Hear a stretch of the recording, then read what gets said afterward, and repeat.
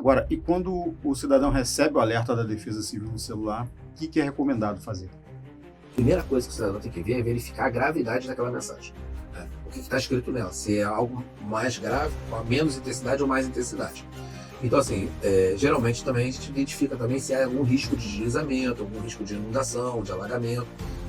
As mensagens, elas são sempre pré-tipificadas para cada tipo de risco que é potencial para aquela região.